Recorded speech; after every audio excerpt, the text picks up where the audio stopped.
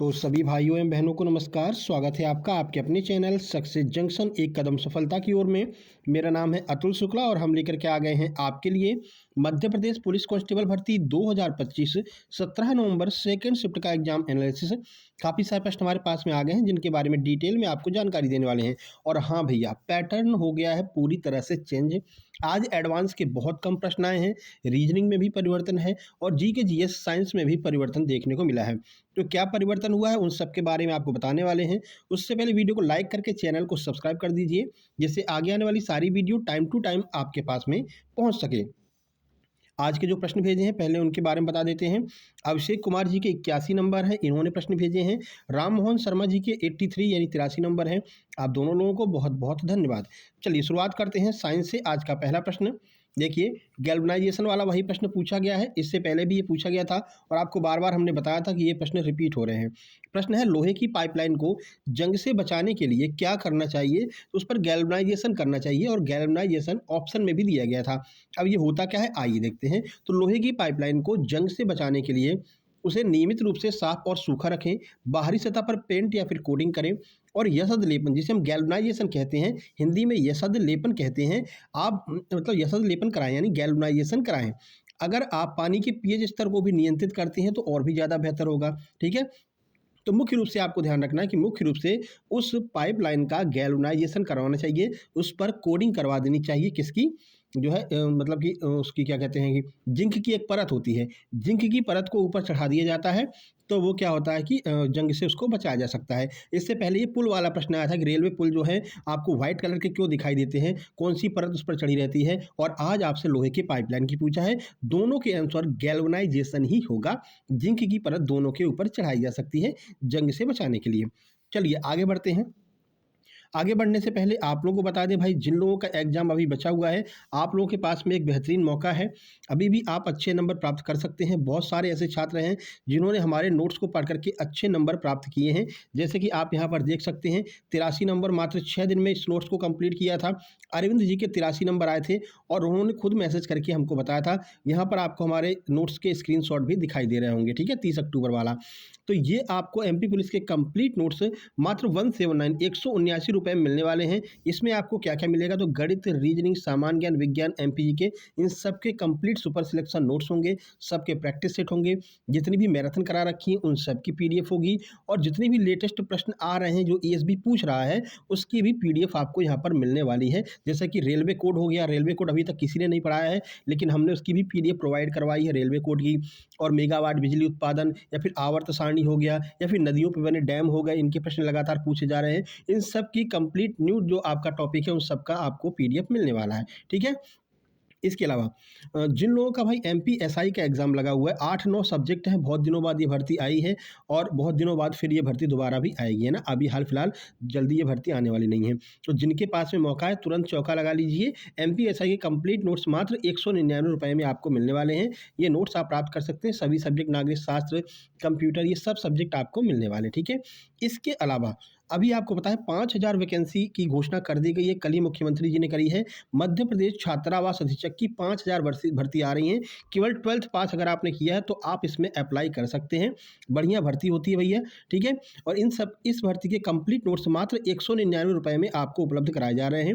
साथ ही साथ इनमें से कोई नोट्स अगर अभी तक आपने लिया है तो ऐसे लोगों को ये नोट्स मात्र 149 रुपये में प्रोवाइड कराए जाएंगे। इसमें क्या क्या कुछ नए सब्जेक्ट हैं, जैसे कि प्रशासनिक अभियोगिता हो गया, कंप्यूटर आईसीटी हो गया, पॉक्सो एक्ट हो गया, बाकी ये वही सारे सब्जेक्ट हैं ना।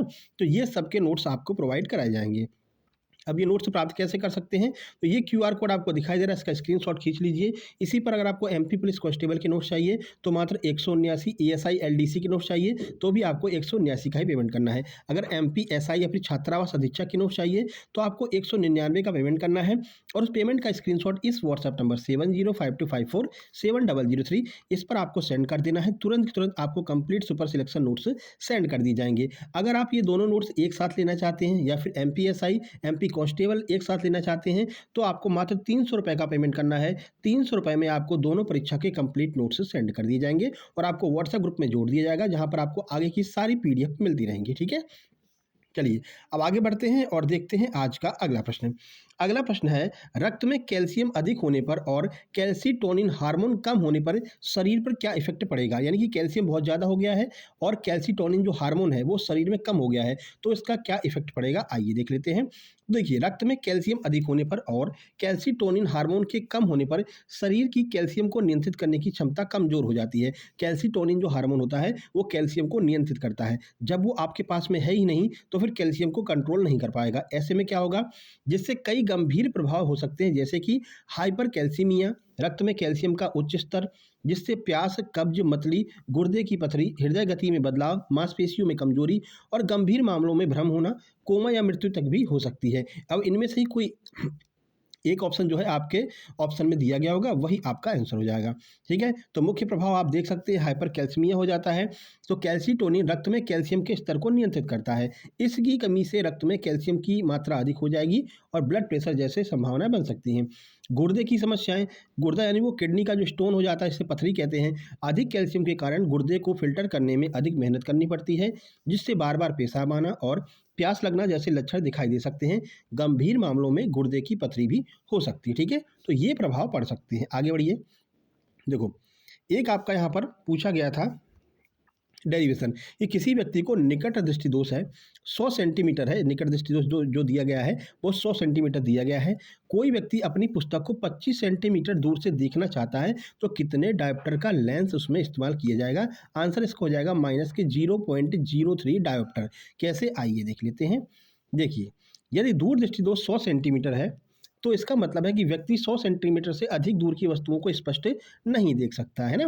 व्यक्ति को 25 सेंटीमीटर दूरी पर रखे पुस्तक को देखने के लिए एक अवतल लेंस की जो है आवश्यकता पड़ेगी और ये लेंस की क्षमता 0.03 डायोप्टर होनी चाहिए। ये आपको थोड़ा सा ध्यान रखना है।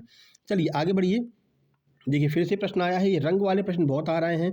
प्रकीर्णन, बिखराव, है ना, वर्ण विक्षेपण, यहाँ से बहुत प्रश्न बन रहे हैं। प्रश्न है, अगर सूर्य के प्रकाश का रंग सफ़ेद की जगह बैगनी हो जाए तो आकाश का रंग कैसा हो जाएगा? तो आकाश का रंग भी बैगनी हो जाएगा। क्यों? आइए देख लेते हैं। अगर सूर्य का प्रकाश सफ़ेद की जगह बैगनी हो तो आकाश का रंग भी बैगनी होता है। ऐसा इसलिए है क्योंकि वायुमंडल के कण सूर्य के प्रकाश को बिखेर देते हैं और बैगनी रंग की तरंग दैर्घ्य सबसे कम होने के कारण सबसे अधिक ये बिखरेगा। ठीक है, लेकिन अभी देखते हैं कि सूर्य के प्रकाश में से जो है जो सफ़ेद रंग है वो सबसे ज़्यादा निकलता है, इसलिए अपन को जो आकाश है वो सफ़ेद रंग का दिखाई देता है या फिर हल्के नीले रंग का, जिसे हम आसमानी रंग कहते हैं, वैसा दिखाई देता है। लेकिन अगर उसका प्रकाश बैगनी हो जाए तो पूरा आकाश ही हमको बैगनी दिखाई देने लगेगा। बैगनी रंग का इफेक्ट सबसे ज़्यादा पड़ेगा क्योंकि सबसे ज़्यादा जो बिखराव होता है वो बैगनी का होता है। सबसे कम बिखराव किसका होता है? तो सबसे कम बिखराव लाल रंग का होता है। इसीलिए लाल रंग की वस्तु का प्रयोग या फिर लाल रंग की लाइट का प्रयोग सिग्नल के रूप में किया जाता है।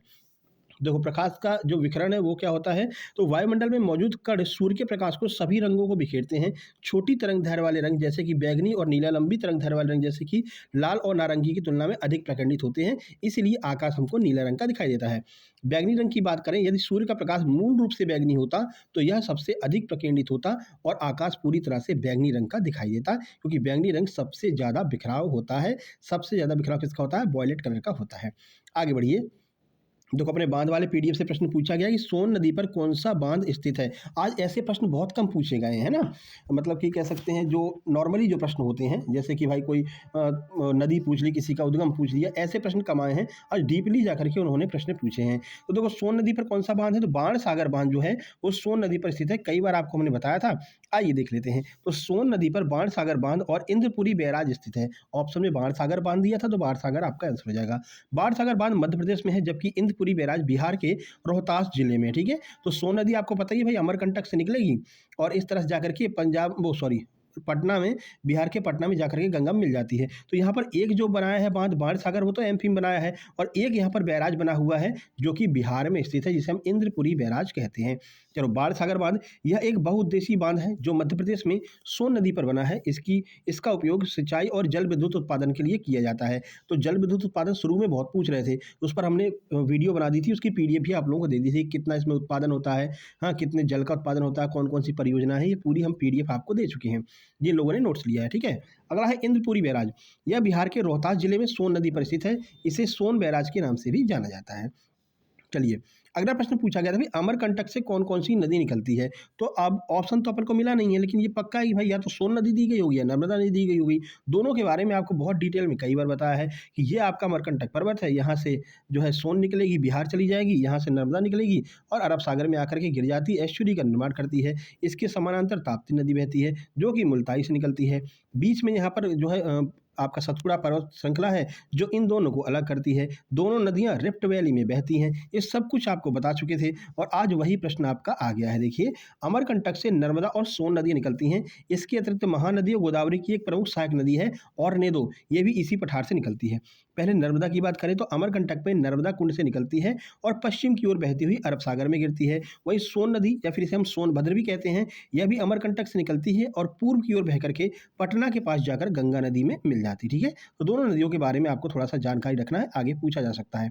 अगला, संपत्ति के अधिकार को हटा करके किस अनुच्छेद में रखा गया है। तो संपत्ति के अधिकार को अब जो है आर्टिकल 300A में कर दिया गया है। चलिए पूरी जानकारी आपको देते हैं। संपत्ति के अधिकार को मौलिक अधिकार से हटा करके अनुच्छेद 300A में रखा गया है, जिससे यह अब एक संवैधानिक या फिर कानूनी अधिकार बन गया है। पहले यह मौलिक अधिकार हुआ करता था। इसके बारे में बहुत डिटेल में आपको बताया था कि भाई भारत स्वतंत्र हुआ तो भारत में जो हुआ भाई सड़कों वड़कों को बनाओ, हाईवे वगैरह बनाओ। अब हाईवे बना रहे हैं तो हाईवे तो सीधा जाता है, लेकिन यहाँ पर किसी का खेत पड़ गया, अब वो खेत दे ही नहीं रहा है, कह रहा भैया पैसा ले लो, करा नहीं देंगे, मेरा खेत है। तो ऐसे में समस्या हो रही थी और बोला था मेरा मौलिक अधिकार है कि तुम जो है हमारे खेत को ले नहीं सकते हो। तो फिर सरकार ने कहा यार ऐसा करो, संपत्ति अधिकार को यहाँ से हटाओ। संविधान संशोधन किया, यहाँ से हटा करके कानूनी अधिकार बना दिया है। अब क्या है कि आपको वो ज़मीन देनी पड़ेगी। हाँ, आप ये है कि जो उसकी करंट रेट चल रही है उससे 2 गुना 3 गुना पैसा ले सकते हैं, वो चलेगा, लेकिन ज़मीन आपको देनी पड़ेगी, है ना। अगर वहाँ से हाईवे निकल गया तो नोएडा वाले जितने लोग हैं ना, नोएडा वाले वो इसी से प्रसन्न हैं, क्योंकि वहाँ से बड़े बड़े हाईवेज निकले हैं, सिटी को डेवलप किया है। तो हाईवे किनारे जिसकी ज़मीन पड़ जाती है भैया उसके जलवे हो जाते हैं, पता ही है आप लोगों को, ठीक है ना। छोटी छोटी ज़मीन जानते हैं कितनी महंगी में जाती है हाईवे वाली। चलिए, यह बदलाव 44वें संविधान संशोधन में किया गया। 44वां संविधान संशोधन किया 1978 में, जिसमें इसे संविधान के भाग 9 में स्थानांतरित कर दिया गया था। ठीक है, तो 44वां संविधान संशोधन देख लीजिए, ये 1978 में संपत्ति के अधिकार को मौलिक अधिकारों से हटाने के लिए लाया गया था। नया अनुच्छेद बनाया गया और 300A में इसको जोड़ दिया गया। वर्तमान स्थिति क्या है, तो अब संपत्ति का अधिकार एक मौलिक अधिकार नहीं है, बल्कि एक कानूनी या फिर संवैधानिक अधिकार है। सुरक्षा क्या है, तो देखो 300A के अनुसार किसी व्यक्ति को कानून की उचित प्रक्रिया के अनुसार ही उसकी संपत्ति से वंचित किया जा सकता है। ऐसा नहीं कि तुमने उसको हटा करके 300 में डाल दिए तो अब तुम कब्जा ही कर लोगे, ऐसा नहीं है। आपको उसका मुआवजा देना पड़ेगा और वर्तमान रेट से 2 गुना 3 गुना मुआवजा देना पड़ सकता है। ठीक है भाई। अगला, ह्वेनसांग जो है वो किसके शासनकाल में भारत आया था। तो सबको पता है हर्षवर्धन के टाइम पर ह्वेनसांग आया था। अब देख लीजिए, तो देखिए देखो ह्वेनसांग राजा हर्षवर्धन के शासनकाल में भारत आया। वह लगभग 630 ईस्वी में भारत आया था और 15 वर्षों तक रहा था। हर्षवर्धन उत्तर भारत के एक शक्तिशाली शासक थे। उन्होंने ह्वेनसांग के दौरान शासन किया था, मतलब उस टाइम पे ह्वेनसांग आया था। ह्वेनसांग को यात्रियों का राजकुमार कहा जाता है, मोस्ट इंपॉर्टेंट है, आगे पूछा जा सकता है। अगला देखिए, टेलीग्राम मैसेज बार बार आ रहा है। अगला है, इसने एक पुस्तक लिखी थी सी यू की। तो सी यू की में उन्होंने हर्षवर्धन के शासनकाल के दौरान भारत की सामाजिक, आर्थिक और धार्मिक स्थिति का वर्णन किया है। तो ध्यान रखना, हर्षवर्धन के टाइम पर ह्वेनसांग आया था, उसने अपने वर्णन में जो है हर्षवर्धन के कार्यकाल के बारे में लिखा है। पुस्तक का नाम ध्यान रखना सी यू की, ये कई बार पूछी गई है। अगला प्रश्न है, किस राज्य को अन्न का भंडार कहा जाता है। ऑप्शन में उत्तर प्रदेश था, हरियाणा था, पंजाब था, मध्य प्रदेश था। तो पंजाब को हम क्या कहते हैं, अन्न का भंडार कहते हैं। कैसे, आइए देख लेते हैं। पंजाब को अन्न का भंडार कहा जाता है क्योंकि यह गेहूं और चावल जैसे खाद्यान्न के सबसे बड़े उत्पादकों में से एक है। इसके अलावा कपास और गन्ने का भी प्रमुख उत्पादक है। इस उपाधि के कारणों में उपजाऊ मिट्टी हो गई, सिंचाई की उन्नत व्यवस्था हो गई, कुशल कृषि तकनीकें हो गई। इस वजह से जो है पंजाब को हम अन्न का भंडार कहते हैं। अब देखो, पंजाब, इसे भारत का अन्न भंडार कहते हैं क्योंकि सबसे ज़्यादा जो है उत्पादन, गेहूं उत्पादन हो या फिर अन्य उत्पादन जो है वो यहाँ पर किया जाता है। हरियाणा को भी अपनी कृषि उत्पादकता के कारण भारत की हरित भूमि कहा जाता है। तो हरियाणा को हरित भूमि कहते हैं, ध्यान रखना। उत्तर प्रदेश की बात करते हैं तो यह राज्य भी गेहूं, चावल, गन्ना और आलू जैसे उत्पादकों का सबसे बड़ा उत्पादक है। मध्य प्रदेश की बात करें तो दालों का उत्पादन सबसे ज़्यादा मध्य प्रदेश करता है, जिसमें सोयाबीन का उत्पादन सबसे ज़्यादा मध्य प्रदेश में होता है। चलिए, एक आपका डेरिवेशन और पूछा गया था साइंस का। डेरिवेशन है कि भाई 100 वाट का एक बल्ब है, ये पहले भी पूछा जा चुका है। जिसने शुरुआत में हमारा एग्जाम एनालिसिस देखा होगा, सेम टू सेम यही प्रश्न था, दोबारा रिपीट हुआ है कि 100 वाट का एक बल्ब है, 10 घंटे तक जलता है तो कितनी ऊर्जा की खपत करेगा। तो 1 किलोवाट जो है ऊर्जा की खपत करेगा। देखिए 100 वाट का बल्ब 10 घंटे तक जलने पर 1 किलोवाट घंटा ऊर्जा की खपत करेगा, ये आपको थोड़ा सा देखना है। इसकी गणना के लिए बल्ब की शक्ति को समय के साथ में गुणा करें। 100 वाट का बल्ब है, 10 घंटे के साथ में गुणा करो तो 1000 वाट प्रति घंटे आ जाएगा। और ये जो वाट प्रति घंटा है, इसको किलोवाट घंटे में बदलने पर 1000 किलोवाट प्रति घंटा बराबर 1 किलोवाट प्रति घंटा होता है। तो इसका आंसर हो जाएगा 1 किलोवाट प्रति घंटा ये ऊर्जा की खपत करेगा। यही इसका सही आंसर हो जाएगा। चलिए अब गणित के कुछ प्रश्न देख लेते हैं। मैथ में भी परिवर्तन हुआ, अर्थमेटिक ज़्यादा आया, एडवांस का पोर्शन कम कर दिया है। देखो एससीएफ का प्रश्न पूछा था, 3 प्रकार के फल हैं, 720, 420 और 343 फल हैं, ठीक है। तो इन फलों को समान रूप से बांटा जाए तो प्रत्येक व्यक्ति को कितने फल मिलेंगे, एचसीएफ पूछा गया था। 1244 रुपये की धनराशि पर 12% वार्षिक ब्याज की दर से 3 साल का चक्रवृद्धि ब्याज पूछा गया था। 500 रुपये की धनराशि पर 10% का अगर हानि उठाते हैं, मतलब 500 रुपये कोई चीज़ है, 10% की हानि पर बेची जाती है, तो बताओ कितनी रुपए की बेची गई। अगला है 345 क्रय मूल्य वाली वस्तु पर 5 रुपये की छूट दी जाती है, तो विक्रय मूल्य बताइए। अब इसमें जल्दबाजी में 5% नहीं करना है, आप देखना क्या कह रहा है, 5 रुपये की ही छूट दे रहे हैं, तो कितनी की बेचेंगे, तो 345 में से 5 घटा दो, 340 की बिक जाएगी, ठीक है। बाकी त्रिभुज का किस मतलब त्रिभुज के प्रकार से पूछा गया था, ये किस प्रकार का त्रिभुज है। और ट्रेन से 3 से 4 प्रश्न आज ट्रेन से पूछे गए थे, ट्रेन से बहुत प्रश्न आ रहे हैं ना, 4-5 प्रश्न तक ट्रेन से पूछे, हालांकि नॉर्मली पूछे, स्पीड वगैरह पूछी है। अगला था एक पिता और पुत्र की आयु का अनुपात 3:4 है, 4 साल बाद उनकी आयु का अनुपात 5:6 था, तो बताओ वर्तमान में उनकी आयु का अनुपात क्या हो जाएगा। अगला, एक ट्रेन की लंबाई 200 मीटर है, वह 50 किलोमीटर प्रति घंटे की चाल से एक स्टेशन को 30 सेकंड में पार करती है, तो स्टेशन की लंबाई आपको बतानी थी। अगला एक और ट्रेन का है, देखो 2 ट्रेन, एक की जो लंबाई है वो 150 मीटर है, दूसरी की 200 मीटर है, दोनों की स्पीड 50 किलोमीटर प्रति घंटा है, तो वे एक दूसरे को कितने समय में पार करेंगी। बाकी ना तो आज कोई माध्यिका आई थी, ना कोई माध्य आया था, ना ही एडवांस के प्रिज्म में पिरामिड, इनसे कोई प्रश्न आया था, ठीक है, ना ही ट्रिग्नोमेट्री का आज प्रश्न आया था, ठीक है। तो केवल आपको ध्यान रखना 2 से 3 प्रश्न ही आए थे एडवांस के, बाकी आपको पूरा अर्थमेटिक देखने को मिला था आज। चलिए रीजनिंग देखो, रीजनिंग में प्रश्न था 8 मई 2010 को कौन सा दिन था। इसके अलावा 12:35 पर घड़ी की सुइयों के बीच में कितनी डिग्री का कोण बनेगा। इसके अलावा 5:39 का दर्पण प्रतिबिंब पूछा था, है ना, कि एक घड़ी में 5:39 हो रहे हैं, बताइए इसकी वाटर इमेज कितनी होगी। अगला, एक वृत्ताकार घेरे में 4 लोगों को बैठा करके अंदर की तरफ मुंह करके बिठाया था वृत्ताकार घेरे में, फिर वहाँ से 2 प्रश्न बनाए थे। सुबह जो है 4 लोगों को सुबह बिठाया था, शाम को भी 4 लोगों को ही बिठाया, सुबह 6 लोगों को बिठाया था, ठीक है। एक प्रश्न इस तरह से आ रहा है, ये जो बीच बीच में गैप कर देते हैं, AB-CD फिर -B-C ABC, इसको आपको फिलिंग करना था। एक प्रश्न इस तरह का आया था। अगला, ब्लड रिलेशन के 3 प्रश्न थे, जिसमें इशारे वाले 2 प्रश्न आज पूछे गए हैं।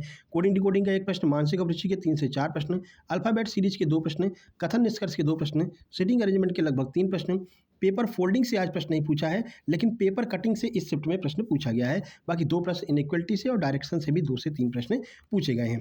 प्रश्नों की संख्या बात करें तो मैथ में लगभग 15 से 16 प्रश्न, रीजनिंग में 40 प्रश्न, दोनों मिलाकर के 57 से 58 नंबर का मैथ रीजनिंग पूछा था, और मैथ में अर्थमेटिक ज़्यादा पूछा था। साइंस 12 नंबर की, बाकी आपका जीके जीएस करंट अफेयर है, ठीक है। स्कोर की बात करें तो 71, 80, 81, 74, 77, 83 इतने स्कोर जो है आज देखने को मिले हैं इस शिफ्ट में। ये हमारा व्हाट्सअप नंबर है 7052547003, इस पर मैसेज करके आप लोगों को अपने नोट्स प्राप्त कर लेने हैं, चाहे आप छात्रावास अधीक्षक या फिर MPSI, MPASI, MP कांस्टेबल किसी के भी नोट से प्राप्त कर सकते हैं। Telegram channel success junction live के नाम से है, लिंक डिस्क्रिप्शन बॉक्स में दी गई है, फॉलो जरूर कर लीजिएगा। मिलते हैं नेक्स्ट वीडियो में। कल के एग्जाम एनालिसिस में अपने प्रश्नों को आपको इसी नंबर पर सेंड भी कर देना है 1 घंटे के अंदर। तब तक के लिए नमस्कार, धन्यवाद।